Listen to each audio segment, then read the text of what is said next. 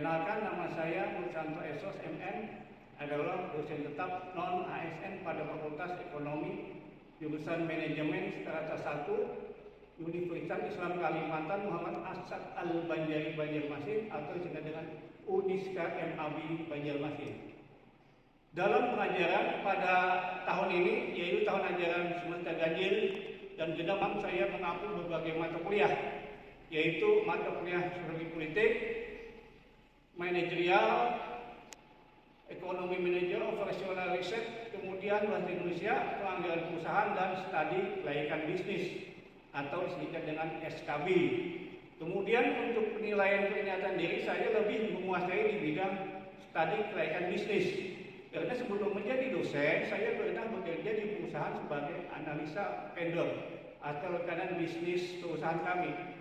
Video ini dibuat sebagai pernyataan diri dosen untuk tridharma perguruan tinggi pada PDD UKT VT sertifikasi dosen tahun 2026 untuk Fakultas Ekonomi jurusan Manajemen Universitas MAB Banjarmasin, di mana mata kuliah Studi Kelaikan Bisnis merupakan mata kuliah pilihan dengan bobot 3 SKS dengan kode IKM 422. Perkuliahan dilaksanakan pada semester ganjil tahun 2005-2006 untuk mahasiswa semester 7. Pada kesempatan yang baik ini, saya akan memaparkan RPS Kelaikan Bisnis yang saya buat. RPS ini saya susun berdasarkan referensi dari buku yang saya buat sendiri bersama teman-teman dosen, dan ada juga dari referensi buku tulisan orang lain. Kemudian dalam pembelajaran, saya mengedepankan teknik DIA, Delivery, Interaction, and Assessment. Pada delivery saya menggunakan bahasa Indonesia yang mudah dipahami oleh mahasiswa dan menggunakan alat bantu pembelajaran seperti PPT, live slide, dan remote control untuk menggerak slide pembelajaran. Pada interaction saya menggunakan two-way communication, selalu bergerak dalam memberikan ceramah atau pengajaran tatap muka dengan tujuan supaya ada feedback mahasiswa sehingga mahasiswa menjadi aktif. Kemudian pada assessment saya selalu memberitahukan kepada mahasiswa apa-apa saja yang menjadi penilaian terhadap mahasiswa dengan 4 poin penilaian seperti absensi 20%, tugas kelompok 20%, UTS 30%, dan UAS 30%, dengan tujuan supaya mahasiswa tahu hak mereka untuk mendapatkan nilai terbaik yang berlandaskan rasa keadilan. Kemudian untuk tugas kelompok saya menerapkan pada pertemuan ke-9 setelah UTS. Selanjutnya inilah RPS yang telah saya buat untuk pembelajaran dengan 16 kali pertemuan. Pertemuan pertama, gambaran umum Studi Kelaikan Bisnis yang membahas konsep dari kelaikan bisnis, ruang lingkup dan aspek-aspek Studi Kelaikan Bisnis, pentingnya Studi Kelaikan Bisnis bagi pemangku kepentingan. Kemudian pada pertemuan yang kedua, itu masalah manfaat dan tahapan Studi Kelaikan Bisnis, yaitu yang membahas masalah manfaat mempelajari dan menerapkan Studi Kelaikan Bisnis, faktor-faktor penyebab kegagalan bisnis, kemudian tahapan pelaksanaan Studi Kelaikan Bisnis. Kemudian pada pertemuan yang ketiga, analisis aspek yuridis dalam bisnis. Kemudian dibahas masalah uraian legalitas dalam Studi Kelaikan Bisnis, bentuk-bentuk badan usaha, dan prosedur perizinan serta dokumen legalitas. Kemudian pada pertemuan keempat membahas masalah analisis aspek teknis dan teknologi, yang di dalamnya membahas masalah perencanaan teknis operasional, pemilihan dan pemanfaatan teknologi, kemudian tata letak atau layout dan alur kerja. Kemudian pada pertemuan kelima kita membahas masalah analisis aspek pasar, di mana di dalam ada karakteristik dan dinamika pasar, faktor-faktor yang mempengaruhi pasar, kemudian estimasi potensi dan pangsa pasar, serta menjelaskan estimasi potensi pasar pada Studi Kelaikan Bisnis. Kemudian pada pertemuan ke-6 kita membahas masalah analisis aspek finansial, yaitu masalah kebutuhan modal dan sumber pendanaan, kemudian analisis biaya dan pendapatan, kemudian pengelolaan kas dan pendapatan. Kemudian pada pertemuan ke-7 kita membahas struktur pasar dan analisis industri, di mana kita membahas masalah mekanisme struktur pasar, lingkungan industri dan daya saing. Kemudian membahas evaluasi posisi perusahaan dalam industri. Kemudian pada pertemuan ke-8 kita melaksanakan ujian tengah semester. Kemudian pada pertemuan ke-9 saya buat evaluasi lingkungan bisnis internal dan eksternal, yaitu yang membahas lingkungan bisnis internal, lingkungan bisnis eksternal, kemudian integrasi analisis lingkungan terhadap studi kelayakan bisnis. Kemudian pada pertemuan ke-10 membahas aspek persaingan bisnis dan strategi perusahaan, di mana dalamnya kita bahas masalah analisis persaingan bisnis, 5 kekuatan Porter, kemudian implementasi proyeksi keuangan. Selanjutnya pada pertemuan ke-10 ya, kita bahas masalah manajemen pemasaran dalam kelayakan bisnis, kemudian peran strategi pemasaran, proses manajemen pemasaran, inovasi pemasaran di era teknologi. Dan pertemuan yang ke-11 masalah segmenting, targeting, dan positioning, di mana dalam kita bahas segmenting pasar, penentuan pasar, kemudian pemosisian produk.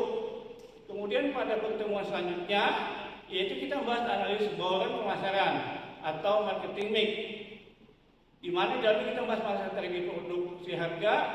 Kemudian kita juga membahas strategi saluran distribusi, kemudian kita bahas strategi promosi.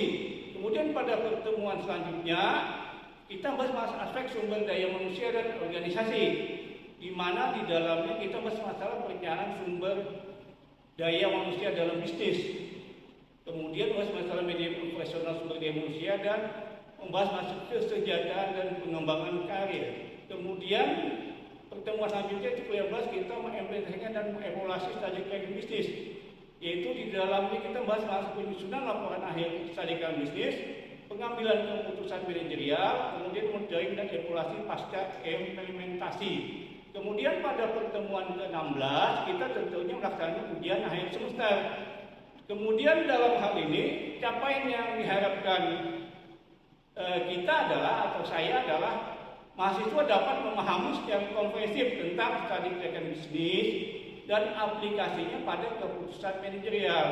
Kemudian yang kedua, mahasiswa mampu menjelaskan dan menerapkan permasalahan studi kelayakan bisnis kepada masyarakat dan pihak-pihak yang terkait. Nah, itulah paparan RPS atau rencana pembelajaran yang saya bikin untuk dilaksanakan sesuai dengan kebutuhan yang menjadi dasar dan dapat dirasakan ketika mahasiswa sudah terjun ke masyarakat. Dan marilah kita lanjutkan dengan melihat pembelajaran pada pertemuan pertama di video yang sederhana yang sudah saya bikin dengan bantuan mahasiswa untuk memvideokan secara langsung lewat HP yang mereka punya. Semoga bermanfaat. Amin, amin ya Rabbil Alamin.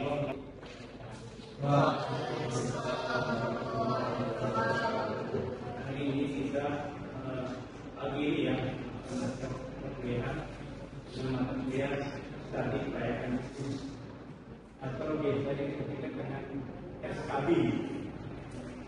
Jadi studi kelayakan bisnis merupakan mata pilihan dengan kode IKM 422. Jadi mata pilihan adalah pilihan yang ada di keputusan manajemen, baik itu pada konsentrasi pemasaran, konsentrasi sumber daya manusia, konsentrasi keuangan maupun konsentrasi personal yang ada di manajemen. Mungkin dari mata kuliah ini studi kelayakan bisnis, apa ada gambaran bagi anda kira-kira membahas masalah apa? Masih ada kan? Gambaran bayangan studi kelayakan bisnis. Studi artinya apa? Nah, pelajari ya. Kelayakan ya dan tidaknya ya, baik dan tidaknya. Sedangkan bisnis adalah usaha. Jadi kita mempelajari atau kita terjun ke suatu usaha ya. Apakah usaha itu layak atau tidak? Nah, itulah pentingnya mata kuliah ini. Jadi mata kuliah ini ya tahapan pembelajaran, yaitu pembelajaran ini atau LPS ini Bapak ambil dari buku yang telah Bapak bikin ya, bersama teman-teman dosen. Nanti kita pembelajarannya yaitu bab 1 itu pertemuan utama. Jadi dalam hal ini pertemuan pertama nanti kita akan masalah gambar umum tarik dari bisnis atau dengan SKB. Kemudian pertemuan kedua kita masalah manfaat dan harapan tarik dari bisnis. Kemudian pertemuan ketiga nanti kita bahas masalah aspek yuridis dalam bisnis. Kemudian pertemuan yang keempat kita bahas analisis aspek teknis dan teknologi. Kemudian pada pertemuan yang kelima nanti kita bahas analisis aspek pasar. Dan pertemuan yang keenam nanti kita bahas masalah analisis aspek finansial atau keuangan. Kemudian pada pertemuan yang ketujuh kita melaksanakan perkuliahan dengan pertemuannya di masalah yang adalah struktur pasar dan analisis industri. Kemudian pertemuan ke-8 di sini kita melaksanakan ujian tengah. Nah, bab ke-8 kita pertemuan yang 9, yaitu kita bahas masalah evaluasi lingkungan bisnis internal maupun eksternal. Kemudian pada pertemuan yang ke-10 nanti kita bahas aspek persaingan bisnis yang terjadi di perusahaan. Selanjutnya pada pertemuan yang ke-11 kita tentunya bahas masalah manajemen pemasaran dalam strategi bisnis. Kemudian pertemuan yang ke-12 itu kita bahas masalah segmenting, targeting dan positioning. Kemudian pada pertemuan yang ke-13 kita bahas analisis golongan pemasaran atau marketing mix. Kemudian pada pertemuan yang ke-14 kita masih aspek sumber daya manusia dan organisasi. Selanjutnya pada pertemuan yang ke-15 kita masih masalah implementasi dan evaluasi tadi pelayanan bisnis. Kemudian pada pertemuan ke-16 kita tentunya melaksanakan ujian akhir semester. Nah, disitulah yang menentukan penilaian Anda semua yang para mahasiswa supaya dipelajari benar-benar pembelajaran ini. Karena semua UAS itu soalnya juga ada di mata kuliah yang Bapak pelajari ini ya. Cukup itu saja. Di sini juga definisi dan penelitian. Apa itu penelitian tadi? Coba.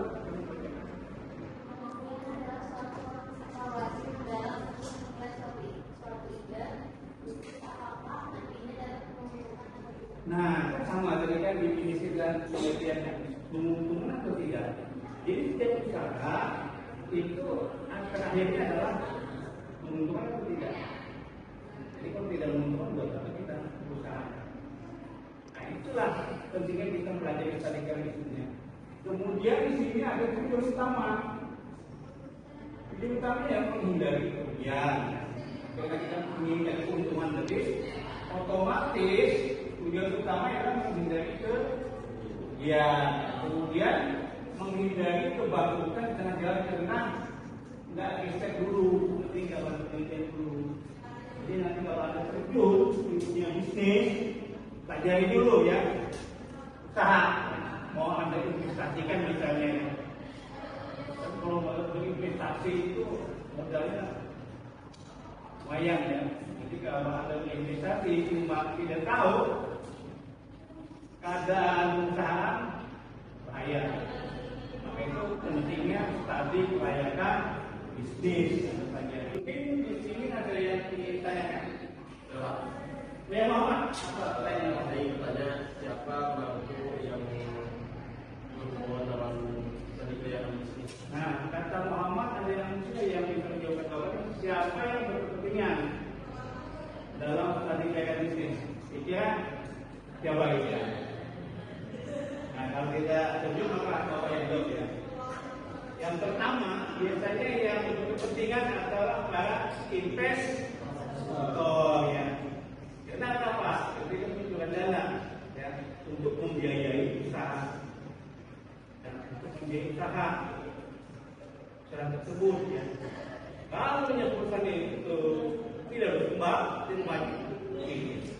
Mungkin yang kedua siapa? Adalah siapa kira? Bank atau perbankan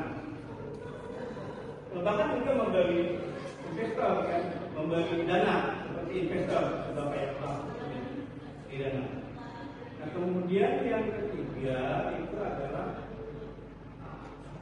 yang bekerja di perusahaan tersebut, itu manajemennya ya dan karyawan. Itu kepentingan untuk usaha supaya tetap jalan usahanya. Jadi kita menjaga usaha itu tentunya ingin jangka panjang. Kemudian yang selanjutnya adalah yang kepentingan adalah pemerintah. Pemerintah dalam sini dia mengambil kebijakan. Karena kalau usahanya tidak berjalan, otomatis apa? Biasanya kalau usaha itu apa yang diambil oleh di pemerintah? Pajak ya. Nah, kalau semua usaha kita berkembang, bangkrut istilahnya, tidak dapat pajak kan?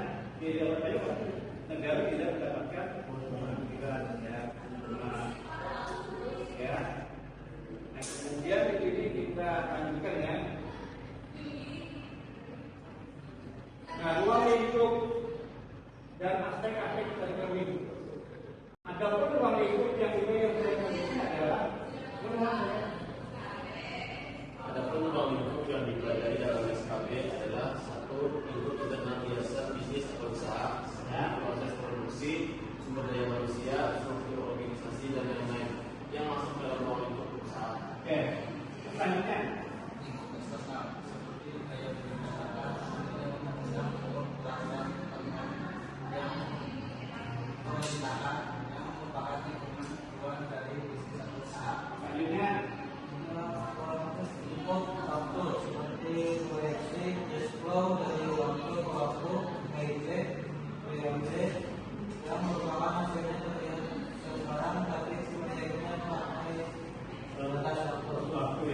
Pertama, ruang lingkup internal.